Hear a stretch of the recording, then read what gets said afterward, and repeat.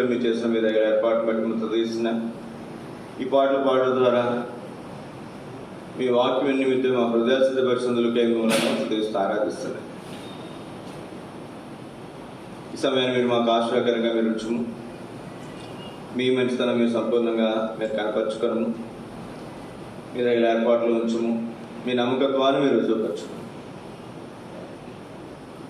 మీరు మాత్రమే నమ్మదగిన దేవుడు, మీరు మాత్రమే గొప్ప దేవుడు. అందును బట్టి మిమ్మల్ని తీస్తూ ఆరాధిస్తాం. మీ ప్రేమంతరిని బట్టి మిమ్మల్ని తీస్తూ ఆరాధిస్తాం. మీ కార్యముల కొరకే మిమ్మల్ని తీస్తూ ఆరాధిస్తూ మీకే వందనములు స్తోత్రములు చెల్లించుకోవచ్చు. యేసు పరిశుద్ధ నామములో స్తుతించి ప్రార్థించి అడిగి వేడుకుంటున్నాము తండ్రి, ఆమేన్.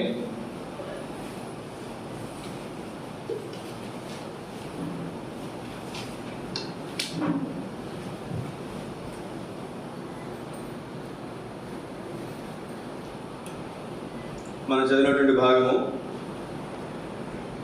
తిమోతికి రాసిన మొదటి పత్రిక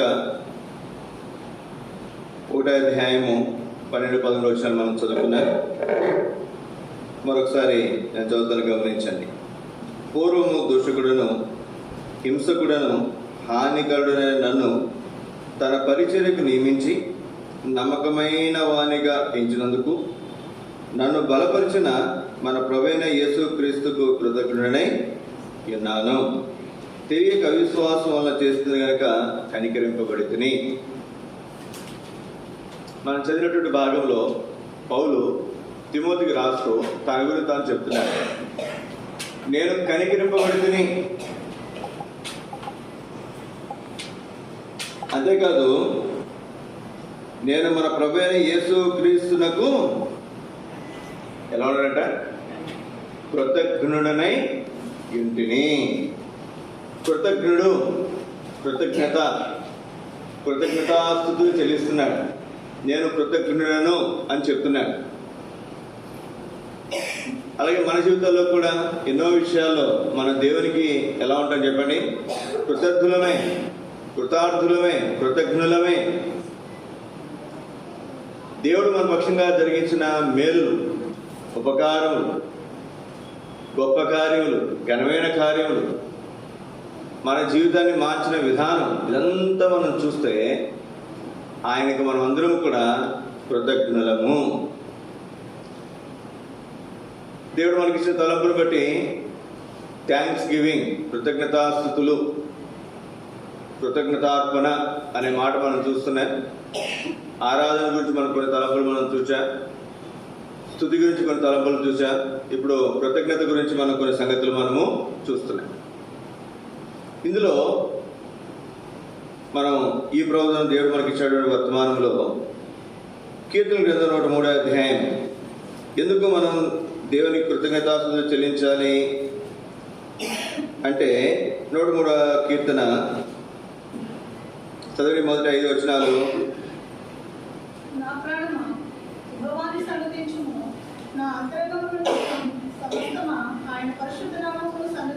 ఆయనను సన్నిధించు, ఆయన నామమును సన్నిధించు.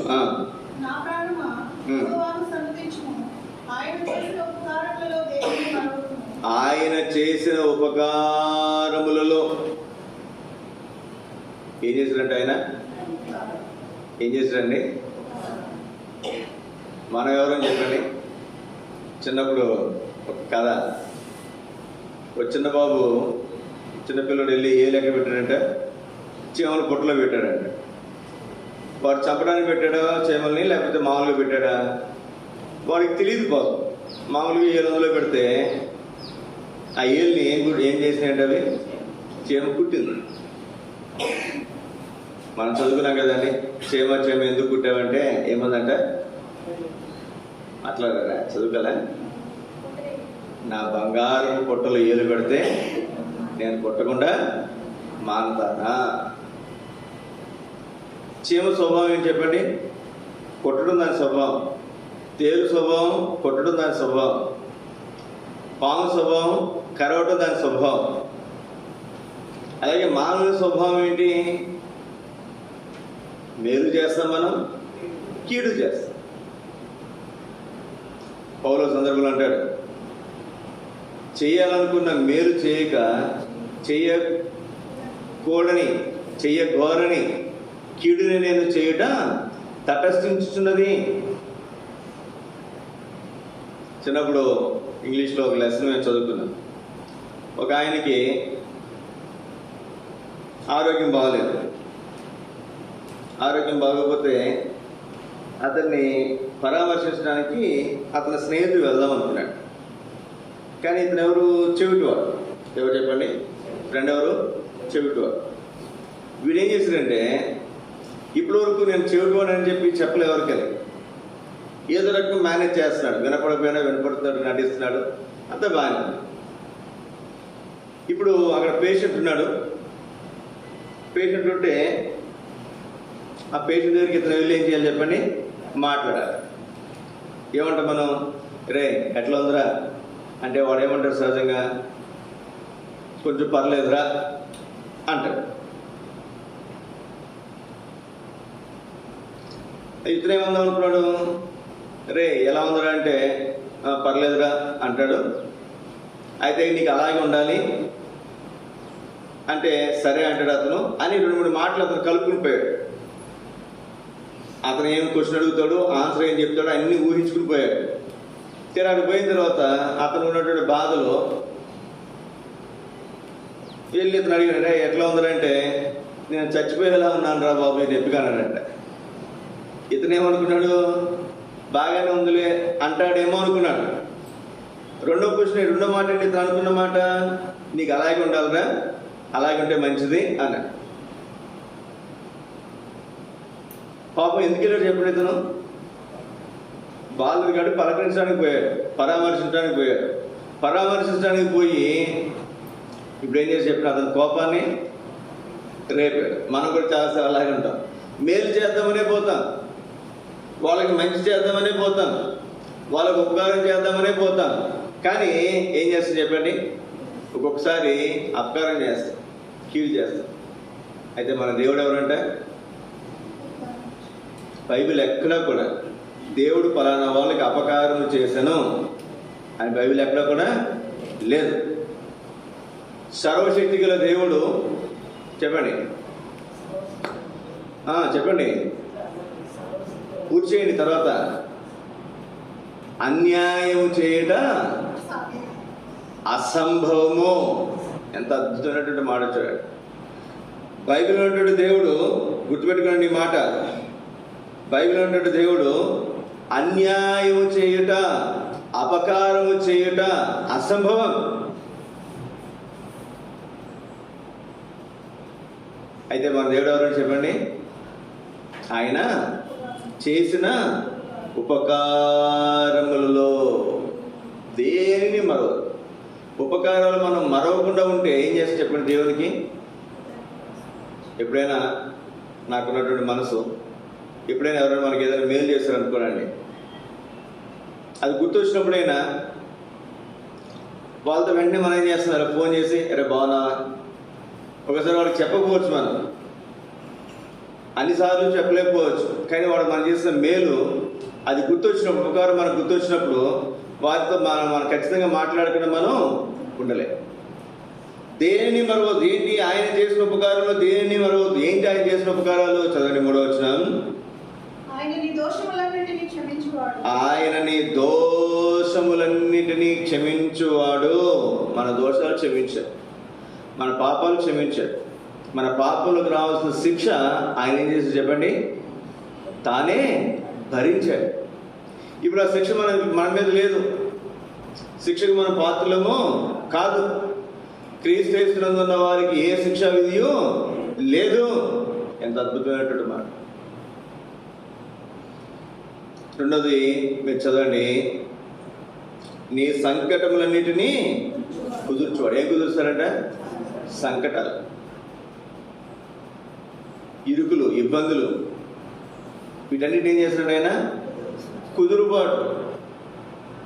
రోగాలు వచ్చాయనుకోనండి, ఎలా ఉందమ్మా అంటే ఏం బాగలేదండి అంట. సరేలేమ్మా దేవుడిని కుదురుబాటు కుదురుస్తాలేమ్మా అని మాట్లాడు. ఇది రోగం గురించి మాట్లాడినా, ఏదైనా పెళ్లి సంబంధం గురించి మాట్లాడినా కుదిర్చేవాడు, సరి చేసేవాడు, చక్క చేసేవాడు, మన సంకటాలన్నీ కూడా విడిపించేవాడు, తొలగించేవాడు. చదవని తర్వాత 4వ వచనం, సమాధిలో నుండి నీ ప్రాణం విమోచించున్నాడు. ఇక్కడ మనం చూస్తే 3వదిగా సమాధిలో నుండి నీ ప్రాణమును విమోచించున్నాడు. మనం నిన్నటి వారమే, నేటి వరకు కూడా కాదు, నేను పూర్తి అవ్వలేదు, ఇంకా 10 గంటలైంది, 11 గంటలైంది అంతే, లేదు 12 గంటలైంది అంతే కదండి, సగం అయింది ఇంత రోజులు. మనం సమాధికి పోకుండా, మనం మరణానికి అప్పగించబడకుండా దేవుడు మనం ఏం చేస్తాడు చెప్పండి, ఆయన మన ప్రాణమును విమోచిస్తున్నాడు. ఆయన నీ ప్రాణమును కాపాడును, ఈ అపాయం రాకుండా ఏమో నిన్ను కాపాడు, ఆయన ప్రాణమును కాపాడు. ఏం కాపాడుతాడంట? మన ప్రాణమును కాపాడాడు. యుద్ధ దినమున ఆయన తలను కాయను, తల కాసేవాడు.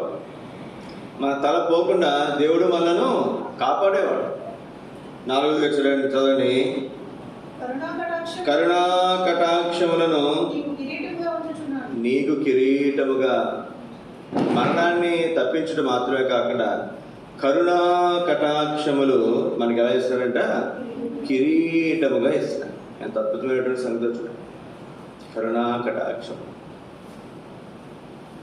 ఆయన కరుణ, ఆయన కటాక్షం, నీ కటాక్షం నా మీద ఉండును గాక అని మనం ప్రార్థన చేస్తాం. ముఖ్యంగా హైందువులు ఈ పదాన్ని ఉపయోగిస్తారు.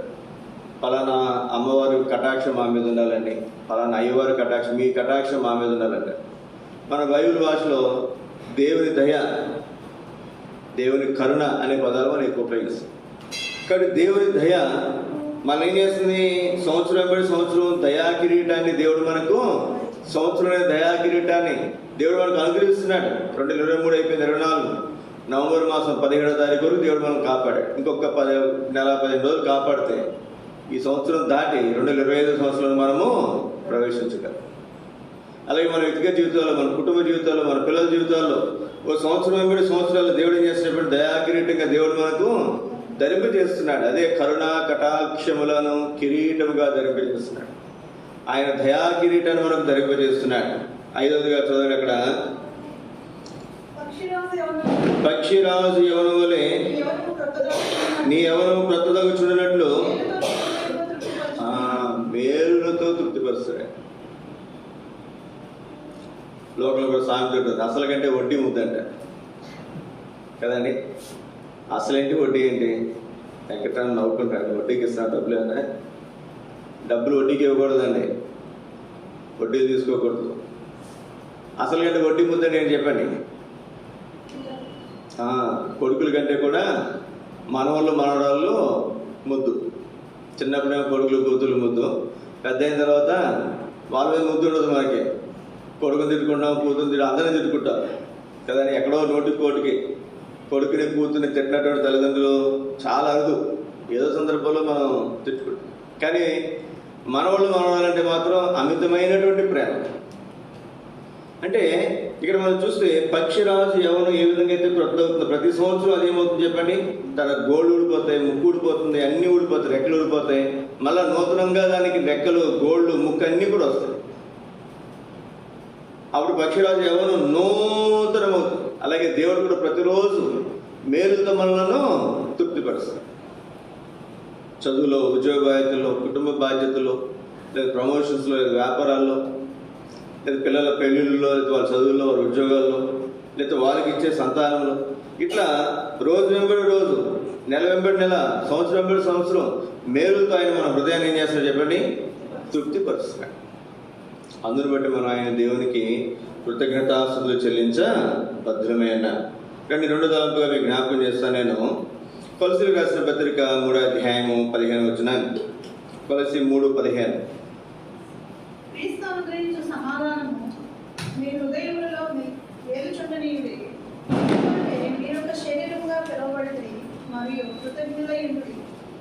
మరియు కృతజ్ఞులై యుండుడి. ఎందుకు కృతజ్ఞులై ఉండాలంట? మీరు ఒక్క శరీరముగా పిలువబడుతుంది. ఒక్క శరీరం. మన మధ్యలో కూడా ప్రభువులు ఉంది. ఇది ప్రభు శరీరం. మనమందరం ఒక్కటే శరీరము అనే దానికి సాదృశ్యంగా, క్రీస్తు శరీరంలో సాదృశ్యంగా ఆ రొట్టెను మనం అందరం ఏం చేస్తామంటే ఆ ఒక్క రొట్టెనే మనము విరుస్తాం. అంటే దాని అర్థం ఏంటి? ఇది క్రీస్తు శరీరము, మేమందరము కూడా క్రీస్తు శరీరము, ఒక్కటే శరీరం. నేనున్నానండి, నాకు ఎన్ని శరీరాలు ఉన్నాయి? 2 చేతులు ఉన్నాయి, కానీ 2 శరీరాలు లేవు, ఒకటే శరీరం. మధ్యకాలంలో 10 సంవత్సరాల క్రితం ఎవరో ఒక ఆయన సైంటిస్ట్ ఏం చేశారంటే, మనిషి లాంటి మనిషిని, అందులో డిఎన్ఏని తీసుకుని మనిషి లాంటి మనిషిని మేము తయారు చేస్తాం అంటే ఒక్కొక్కరు కోట్లు ఇచ్చారు. ఇప్పుడు నేను ఉన్నానండి, ఇప్పుడు నాకు 43 సంవత్సరాలు. ఇప్పుడు నాలాంటి ఒక యవనస్తులకు 20 సంవత్సరాల్లో ఉన్నటువంటి ఒక వ్యక్తిని తయారు చేస్తానంటే నన్నే యాజిటీస్గా నా మనస్తత్వమే, నాకు నా ఆలోచనలే, నా సంగతులన్నీ అతనికి తెలుసు. నేనేం చేస్తా చెప్పండి? ఒక 20 సంవత్సరాలు వెనకెళ్ళడం సంతోషం కాదు ఎవరికైనా? చెప్పండి, పెద్దలు ముసలోళ్ళు కదండి. 30 సంవత్సరాలు వెనకెళ్ళే చాలనుకుంటాం కదా. అతను అట్లా అనేసరికి కొన్ని వేల మంది కొన్ని కోట్ల రూపాయలు అతనికి ఇచ్చారు. నేను మనిషిని పోలిన మనిషిని తయారు చేస్తాను అనేసరి. కానీ అది అబద్ధమని తేలింది. తర్వాత అతను జైల్లో కూడా పెట్టారు. మీరు ఒక 5 సంవత్సరాల క్రితం పేపర్ చూస్తే లేదా న్యూస్ చూస్తే మీకు అర్థమవుతుంది. మనిషిని పోలిన మనిషికి ఎక్కడ కూడా లేడు, కానీ లోకంలో నాడు ఉంది. మనిషిని పోలిన మనుషులు ఎంతమంది ఉంటారట? లోకంలో 7 ఉంటారట. కానీ ఎంత పోలికలు ఉన్నా కొంచెమైనా ఎక్కడో చోట వ్యత్యాసం. మీకు అన్ని కలిసిన వేరు ముద్దులు కలవు కదండి. కంటి దగ్గర ఐరిష్ ఉంటుంది, కంట్లో కూడా ఉంది ఇక్కడ. అది కూడా అసలు నా కన్ను కుడి కన్నుకున్నది ఎడం కన్నుకి వేరుగా ఉంటుంది. కొన్ని కోట్ల మంది ఉంటే కోట్ల మందికి అందరికి ఇది వేరుగా ఉంటుంది, అవును కదా. కాబట్టి ఇక్కడ మనం గమనించాల్సింది ఏంటంటే, మనం అందరం కూడా ప్రత్యేకమైనటువంటి వారు. నా శరీరం మొత్తం ఇది ఒక్కటే కుడి చేతి పిన్నేలు కదండి. ఇంకెక్కడ ఉంటుందా పిన్నేలు? ఇంకెక్కడ ఉండదు. ఇది ఒక్కటే ముక్కు, ఇంకెక్కడ ఉంటుందా? ముక్కు లేకపోతే వాసన చూడలేము. ముక్కు సరిగా లేదని గెలవదానికి ముక్కు చూడగలవు, ముఖాన్ని చూడలేము. కొంతమంది మనం చూస్తాం, పాపం వాళ్ళకున్న బలహీనతను బట్టో లేకపోతే ఏదైనా యాక్సిడెంట్లు అయితే కొంచెం ముఖం అందవికారంగా తయారవుతుంది. వాళ్ళని చూడగలమా? చూడు. కానీ దేవుడు చూడండి, మనను తన శరీరంలో అవయవాలుగా చేసినట్ట. ఒక్క శరీరంగా పిలువబడుతున్నా. రోమిలకు రాసిన పత్రిక 12వ అధ్యాయం, రోమా 12:4-5 వచనాలు. రోమా 12:4-5 వచనాలు. ఒక్క శరీరంలో అనేక అవయవములు ఉండేను, అలాగే అనేకులమైన మనము క్రీస్తులో ఒక్క శరీరముగా ఉండి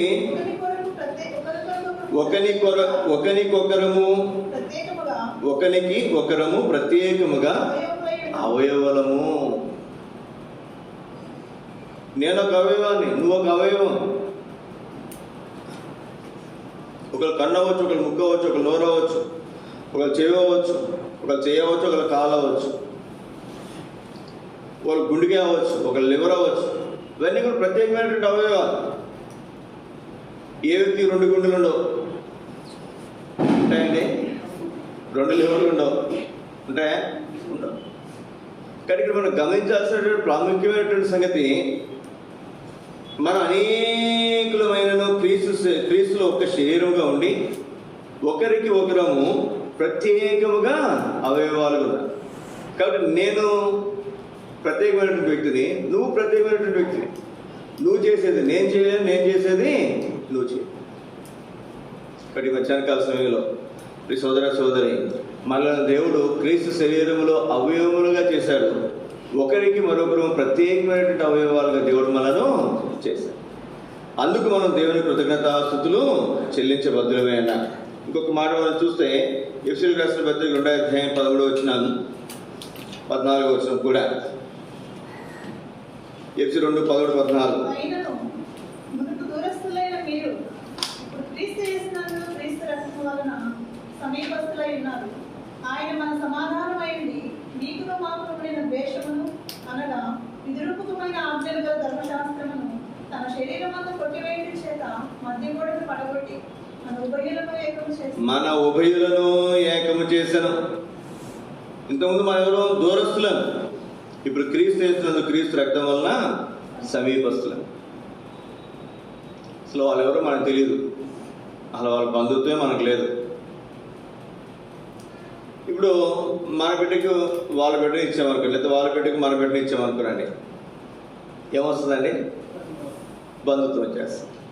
అంతకుముందు వాళ్ళు ఎవరో మనకు తెలియదు, వాళ్ళ ముక్కు మొహాలు మనకు తెలియదు, కానీ ఇప్పుడు ఏమైపోయాం? మనం బంధువులు అయిపోయాం. ఏంటది? ఏమిటి? ఇప్పుడు ఎక్కడో నుంచి ఒక అబ్బాయి వస్తారు, ఎక్కడి నుంచి ఒక అమ్మాయి వస్తారు, ఇద్దరు పెళ్లి చేసుకున్నారు. వారు పుట్టే బిడ్డ వాళ్ళు ఏమవుతారు చెప్పండి? ఇంతకుముందు అయితే చాలా సంగతులు చూసారు, ఇప్పుడు ఏం లేదు. కులాల చోట్ల, మతాల చోట్ల, ప్రాంతాల చోట్ల, అవునా కదండి? ఇప్పుడు ఇద్దరికి ఉన్నటువంటి బిడ్డ ఇద్దరికి ఎవరతను? రక్త సంబంధి. కాదంటే కుదురుద్దండి.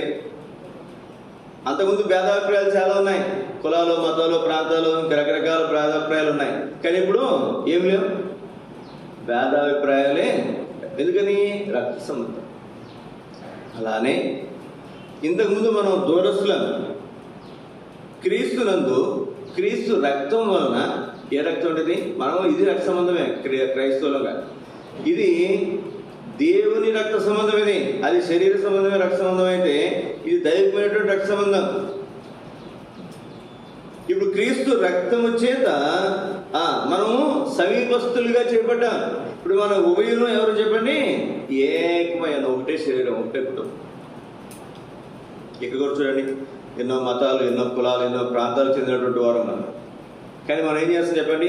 ఒక్కటే శరీరముగా, ఒకటే మందిరంలో, ఒకటే శరీరములకు క్రీస్తు సాదృశ్యం, క్రీస్తు రక్తములకు సాదృశ్యమైన ద్రాక్షరసం మనం పాలను పొందుతూ మనం అందరం కూడా ఒకటే అనేది మనం ఏం చేస్తాం చెప్పండి?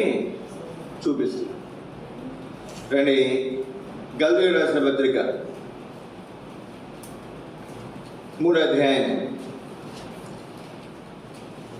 26-28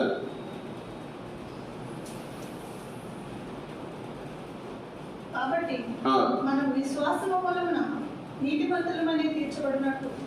గలతీ 3:26-28. క్రీస్తు యేసునందు మీరందరూ విశ్వాసం వల్ల దేవునికి కుమారులై మనం దేవునికి కుమారులుగా ఉన్నాం. ఆయన విశ్వాసం ఉంచడం ద్వారా క్రీస్తులోనికి బాప్తిస్మము పొందిన మీరందరూ క్రీస్తును ధరించుకుని ఉన్నారు. క్రీస్తులోనికి బాప్తిస్మం పొందిన మనం అందరూ ఎవరు ధరించుకున్నామంట? క్రీస్తు ధరించుకున్నాం. ఒక స్కూల్ ఉందనుకోండి, యూనిఫామ్ ఉంది. వాడు పేదవాడైనా ధనవంతుడైనా వాడికి ఒకటే యూనిఫామ్. 2-3 రకాలు ఉంటాయా? లేవు. ఆ యూనిఫామ్ వేసుకుంటే ఎవడు ధనవంతుడు, ఎవడు పేదవాడు మనం పెద్దగా గుర్తించగలమా? కొన్ని స్కూల్స్లో అయితే బ్యాగులు కూడా వాళ్ళు వేస్తారు, టై వాళ్ళు వేస్తారు, బెల్ట్ వాళ్ళు వేస్తారు, బట్టలు యూనిఫామ్ అక్కడే కొనుక్కోవాలి, షూ కూడా వాళ్ళు వేస్తారు, సాక్స్ కూడా వాళ్ళు వేస్తారు. ఇప్పుడు అందులో పేదవాడు ఎవడు, ధనవంతుడు తెలుస్తుందా?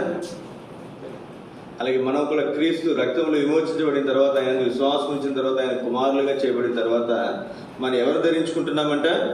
క్రీస్తుని ధరించుకుంటున్నాం. ఇంకా అందులో భేదం లేదు, ఇందులో వ్యత్యాసం లేదు. చదవండి, ఇందులో యూదుడని లేదు, క్రీస్తు దేశుడని లేదు, దాసుడని లేదు, స్వతంత్రుని లేదు, పురుషుడు స్త్రీ అని భేదం కూడా లేదు. యేసుక్రీస్తునందు మనందరూ ఎట్లా ఉన్నామంట? ఏకముగా, వ్యత్యాసం లేదు. ఇంకొక మాట కొలసీయులకు రాసిన పత్రిక 3:11.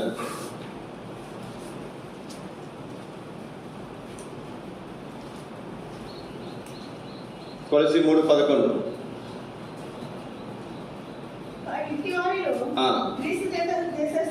గ్రీసు దేశం లేదు, యూదుడని భేదం లేదు, సున్నతి పొందుటని పొందకపోయిన పొందకపోవడం భేదం లేదు. పరదేశి అని, సిదియనుడు అంటే గిరిజనుడు, అనాగరికుడు, దాసుడని, స్వతంత్రుడు లేదు. క్రీస్తే సర్వమును అందరిలో ఉన్నవాడునై ఉన్నాడు. ఇప్పుడు అందరూ ఎవరో చెప్పండి? యేసుక్రీస్తే. యేసుక్రీస్తే. ఒకసారి నేను అహ్మదాబాద్ కాంగ్రిగేషన్లో మీటింగ్ పెట్టుకుని చూస్తున్నాను. మనం ఎట్లా పాటలు పాడుతున్నాం, వాళ్ళు అట్లాగే పాడుతున్నారు. భాష వేరంతే. మనం ఎట్లా ఆరాధిస్తున్నాం, వాళ్ళు అట్లా ఆరాధిస్తున్నారు. మన సహవాసం సంబంధించినట్టు క్యాలిఫోర్నియా ఇప్పుడు డిసెంబర్లో కాంగ్రిగేషన్ జరుగుతుంది. సంవత్సరం వెళ్దాం ఉంటున్నాం కానీ బలహీనతలు కొట్టి వెళ్ళలేకపోతున్నాం. వచ్చే సంవత్సరం వెళ్ళడానికి ప్రయత్నం చేద్దాం. మీకు ప్రార్థన చేయాలి. కాలింపాంగ్ ఎక్కడ తెలుసు అసలు మీకు? నేపాల్ దగ్గర. నేపాల్ 100 కిలోమీటర్లు, 200 కిలోమీటర్లు చాలా దగ్గర. నేపాల్ బార్డర్, ఇండియా బార్డర్కి వెళ్ళిపోతాం. ప్రతి సంవత్సరం కాన్వకేషన్ జరుగుతుంది అక్కడ. భక్సింగ్ గారు ఉన్నటువంటి దినాల నుంచి కూడా ప్రతి సంవత్సరం డిసెంబర్ మాసం 14వ తారీఖు నుంచి 24, 22వ తారీఖు వరకు క్రిస్మస్ ముందు వారంలో కాన్వకేషన్ జరుగుతుంది. ప్రతి సంవత్సరం జరుగుతుంది. సరే, ఇక్కడ మనం గమనించాల్సింది ఏంటంటే, మీరు అక్కడికి పోయినా ఇదే ఆరాధన క్రమం. తమిళనాడు పోయినా మనమేమో అరవాటు అంటాం. చర్చిలో మాత్రం అందరూ ఒకేలా కనపడతారు. ఆరాధన విధానం అంతా ఒకేలా కనపడుతుంది. ఇందులో ఏ భేదం లేదు. ఏ సహవాసం తీసుకురండి, ఎంత దూరం వెళ్ళండి, ఇక్కడ జరుగుతో అక్కడ కూడా వేరే దేశానికి వెళ్ళండి, అమెరికా వెళ్ళండి, ఆఫ్రికా వెళ్ళండి, ఆస్ట్రేలియా వెళ్ళండి, ఎక్కడికి మీరు వెళ్ళినా ఒక సహవాసం ఇక్కడ ఎలా పరిచయం జరుగుతుంది, అక్కడ కూడా అలాగే పరిచర్య జరగచ్చు. ఎందుకని అందరిలో ఉన్నవాడు ఎవరు? యేసుక్రీస్తు. అది మనం గమనించుకోవాలి. కాబట్టి నాలో, నీలో, మనలో ఉన్నవాడు యేసుక్రీస్తు కనుక మనలో ఇంతకుముందు దూరస్తులైనటువంటి వాళ్ళను సమీపస్తులుగా చేసినటువంటి వాడు దేవుడు కనుక మనం ఆయన కృతజ్ఞతాస్తుతులు చెల్లించబద్దుమైన. మూడవదిగా ఒక మాట మనం చూసి ఆరాధనలో ప్రవేశిద్దాం. తిమోతి రాసిన మొదటి పత్రిక 1వ అధ్యాయం 12-14 వచనాలు.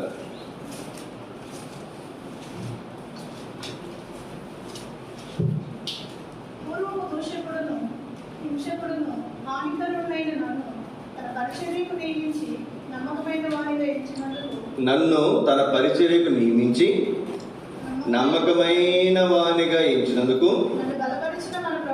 నన్ను బలపరిచిన మన ప్రభువైన యేసుక్రీస్తుకు కృతజ్ఞుడనై ఉన్నాను. ఇక్కడ మనం చూస్తే ఎందుకు కృతజ్ఞుడై ఉన్నాడంట?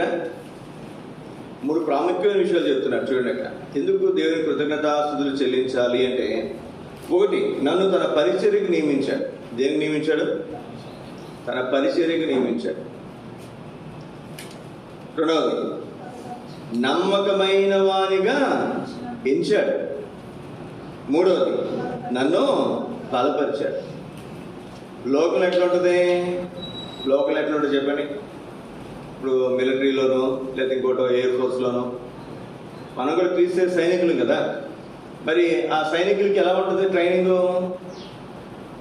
వారు బలాజులైతే దగ్గర అంతే కదా, రన్నింగ్ రేస్ ఉంటుంది, హై జంప్, లో జంప్ ఉంటుంది, ఇంకా వేరు వేరు సంగతులు కూడా ఉండొచ్చేమో, నాకు అంతగా పూర్తిగా తెలియదు. వీటన్నిటిలో ఇద్దరు బలాజుడు అయితే ఎత్తు కూడా చూస్తారు, లావు చూస్తారు. మరీ లావు ఉండకూడదు, సన్నగా ఉండకూడదు. వీటన్నిటిలో కూడా కరెక్ట్గా అతను సరిపోతే అతడు బలాజుడు, బలమైనటువంటి వ్యక్తి, ఏ అనారోగ్యం లేదని అనుకుంటే అప్పుడు అతను ఏం చేస్తే చెప్పండి, ఉద్యోగం ఇస్తారు. ఉద్యోగం ఇచ్చి కూడా ఒకసారి డైరెక్ట్గా పోస్టింగ్ ఎవరు?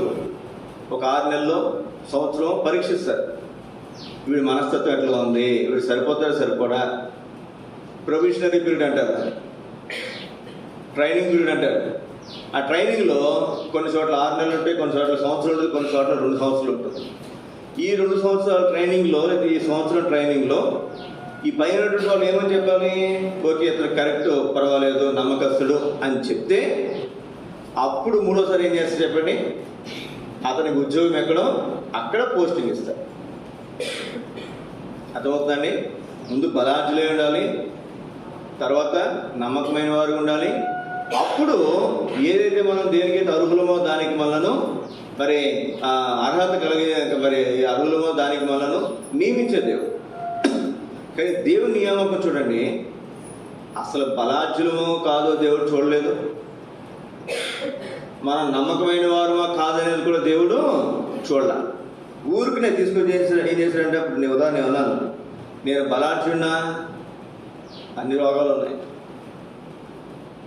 నేను నమ్మకమైన వాడినా, దేవుని వాక్యంలో మనం చూస్తాం మోషే గురించి. మోషే నా ఇల్లంతట్లో నమ్మకమైన వాడు. నేను అంత నమ్మకమైన వాడు కాదు, అయినను దేవుడు ఏం చేసి చెప్పండి, తన సేవకులకు ప్రత్యేకించి తన పరిచయం ముందుగా అప్పగించేశారు. అంతే. ఉద్యోగం డైరెక్ట్గా ఇచ్చేస్తారా? ఉద్యోగం ఇచ్చేసి తర్వాత నమ్మకమైన వాడు అని చెప్పి ఇచ్చి తర్వాత బలపరుస్తారా? అట్లేం కాదు. లోకంలో ఉన్నటువంటి విధానం వేరు, దైవమైనటువంటి విధానం వేరు. దైవమైనటువంటి విధానం వేరు. డబుల్ కదా. ఇక్కడ మనం చూస్తే దేవుని వాక్యంలో మనలను ఒక పనికి, ఒక పరిచర్యకు నియమిస్తున్నాడు. అయితే ఫస్ట్ మేము కూడా చూడండి, ఎవరైనా మందిరంలోకి వస్తాం అనుకోండి, ఈ పని చేయండి, ఈ పరిచర్య చేయండి అని మేము చెప్తుంటాం సహజంగా. మీరైనా అంతే, ఇంకెక్కడైనా అంతే సహజంగా. చెప్పిన తర్వాత ఈ పరిచర్య దేవుడు నాకు అప్పగించిన తర్వాత నన్ను ఎలా ఎంచుకున్నాడంట, ఓహో వీడు నమ్మకమైన వాడే. నమ్మకమైన వాడు కాకపోతే చూడండి, నేను నమ్మకమైన వాడిని గనక అంటలేదు, నన్ను ఈ పరిచర్యకు నియమించాడు, నమ్మకమైన వాడిగా నన్ను ఎంచాడు.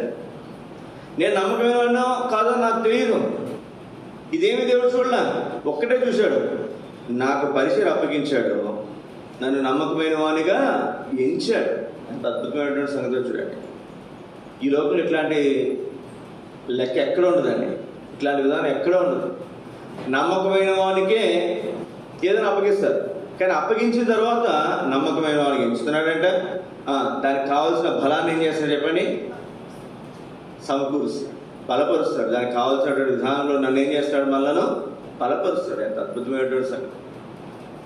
ఇక్కడ ఈ మధ్యాహ్నకాల సమయంలో మనం దేవుని స్తుతించి ఆరాధించబద్దులమై, మన కృతజ్ఞతాస్తుతులు దేవునికి చెల్లించబద్దులమే. ఎందుకంటే మనకు ముందు అప్పగించాడు పరిచర్యను, నమ్మకమైన వానికి ఎంచాడు, మనలను బలపరిచాడు, బలపరుస్తూనే ఉన్నాడు.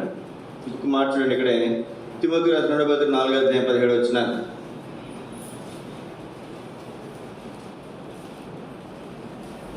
అయితే నా ద్వారా సువార్త పూర్ణంగా ప్రకటింపబడ నిమిత్తం అన్ని జనులందరూ దాని విని నిమిత్తము ప్రభువు నా ప్రక్కన నిలిచి నా పక్షం ఉండి నన్ను బలపరచను కనుక సింహం నోటి నుంచి కూడా తప్పించబడ్డాడంట. కారణం ఏం చెప్పండి, ప్రభువు నా పక్కన, నా పక్షమున నిలిచి నన్ను బలపరిచను. సింహం నోటి నుంచి విడిపించారంటే సింహం కంటే బలాఢ్యమైనటువంటి స్థితి ఉందా? ఏనుగును కూడా ఏం చేసి చెప్పండి, అది అవసరం సింహం చంపేస్తా.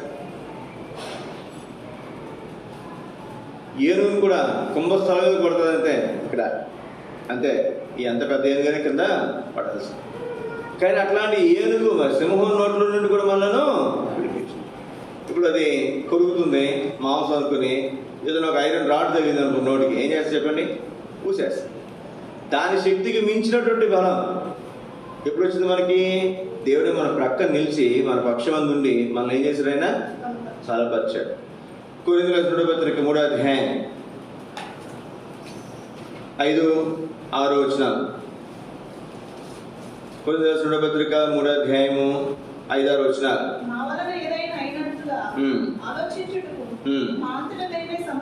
మా అంతట మేమే సమర్థులమని కాదు. ఈ మాట గుర్తుపెట్టుకోండి, మా సామర్థ్యము దేవుని వల్లనే కలిగి ఉన్నది. మా అంతట మేమే సమర్థులు కాదండి. లోకల్ ఎవరిని మాట చెప్తారా? నేను ఒకసారి మాట చెప్తే దేవుని దయ వల్ల, దేవుని దయ ఉంటే నాకు వస్తుందంటే, ఏంటంటే దేవుని దయ అంటారు. మీరు కష్టపడితే మీకు రాదు. ఏం రాదంటే, కష్టపడ్డారు, మీరు ఆ ఉద్యోగం తెచ్చుకున్నారు, కష్టపడ్డారు, ఈ జాబ్ తెచ్చుకున్నారు, కష్టపడ్డారు, ఇది తెచ్చుకున్నారు అనాలి కదా. దేవుడు అంటారేంటి, మీరు చదువుకున్న దేవుడు ఇచ్చేస్తారు మీకు అనేవాళ్ళు కూడా ఈ లోకంలో లేకపోలేదు.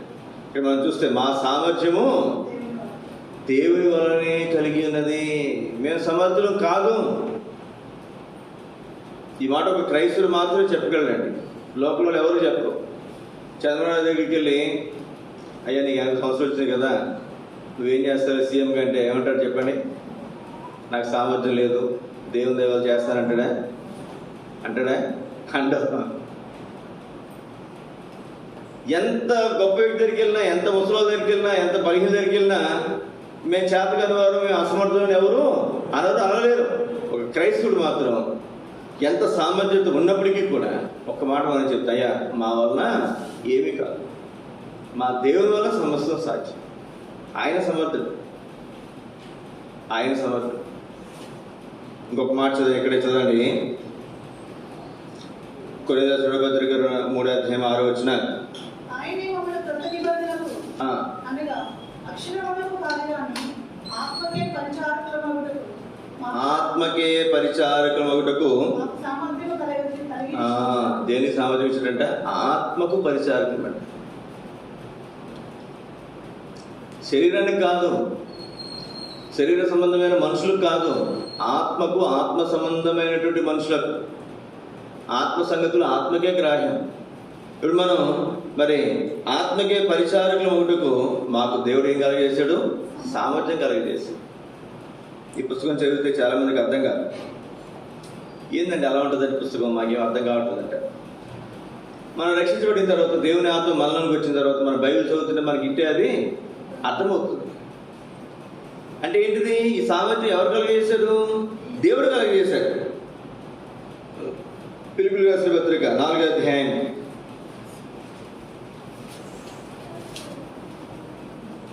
4 చదవండి. 11వ వచనం. నన్ను బలపరచు అనేది నేను సమస్తమును చేయగలను. ఎంత అద్భుతమైనటువంటి మాట చూడండి. పౌలు ఎన్నో సంగతులు ఆరితేరినటువంటి వ్యక్తి. ఆ పౌలే అంటున్నాడు, నన్ను బలపరచు అని అందే నేను సమస్తమును చేయగలను. మా సామర్థ్యము మా దేవుని వల్లనే మాకు కలుగు. గట్టి విధంగా మన పక్షంగా దేవుడిని మనల్ని బలపరుస్తూ తన పరిచర్యకు నియమించి నమ్మకమైన వానికి ఎంచి మనం బలపరుస్తున్నటువంటి దేవునికి మనం కృతజ్ఞతాస్తుతులు చెల్లించబద్ధులమై ఉన్నాను. అందరు లేచి కూడా పాట మనం పాడుకుంటా.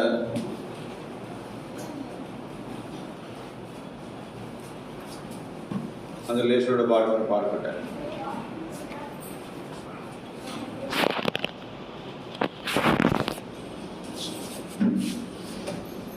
మనమే ప్రభు